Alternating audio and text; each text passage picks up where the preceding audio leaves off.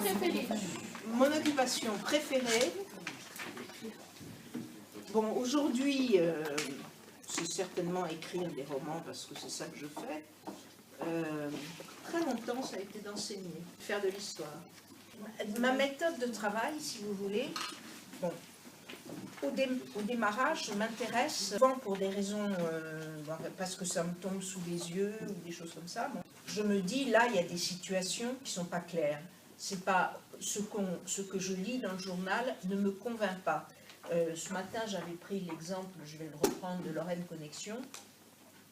Si vous voulez, j'ai été syndicaliste pendant 10 ans et je lis dans le journal un matin que Daewoo, ça se passe en 2003, sa dernière usine en Lorraine est occupée par les travailleurs qui essayent de négocier un meilleur plan social.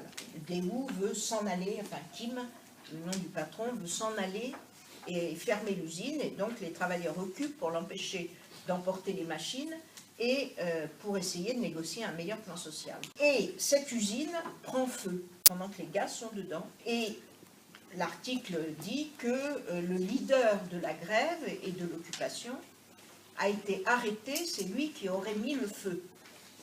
Bon, ma réaction immédiate est de me dire, ce n'est pas possible. Dans les années que j'ai faites, j'ai rencontré des cas de sabotage, ça c'est absolument vrai, jamais d'incendie, et encore moins d'incendie quand les ouvriers sont dans l'usine. Quand les copains sont là, quand on occupe ensemble, ça ne viendrait à l'idée d'aucun syndicaliste de mettre le feu. Bon.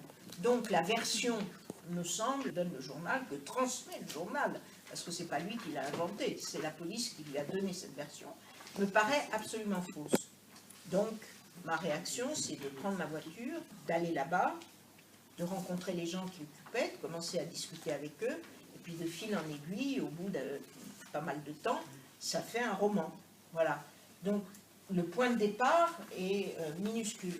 Maintenant, si vous voulez, dans la méthode de travail, je m'appuie toujours sur les faits réels.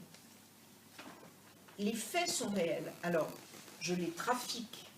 Un roman n'est pas en aucun cas un livre d'histoire. En aucun cas. Donc, ce que vous ressentez dans un livre, dans un roman, par exemple, si on prend Balzac sur le 19e siècle, si vous voulez connaître le 19e siècle, la lecture de Balzac est indispensable. Mais ce que vous allez saisir chez Balzac, c'est l'air du temps, c'est les conflits qu'il y a, c'est tout ça. Mais en tout cas, certainement pas des faits historiques. Ça, il faut faire très attention, c'est pas la même chose. Ah non, c'est des personnages purement fictifs. Purement fictifs. Non, je vous dis, les personnages qui ont un rôle important dans mes romans sont purement fictifs. Dans Cop, je ne crois pas qu'il y ait d'allusion à aucun personnage réel. Mais quand il y a des allusions à des personnages réels, d'abord, ils ont leur véritable nom, et c'est plus, si vous voulez, comme une espèce de toile de fond. On les voit apparaître, ils traversent derrière une fenêtre, vous voyez un truc. Voilà, c'est une toile de fond. Parce que je ne veux surtout pas, les personnages, c'est ma liberté à moi. C'est ceux que j'invente, et on dit que les écrivains se prennent pour Dieu, mais c'est vrai. C'est vrai, c'est absolument vrai. Parce que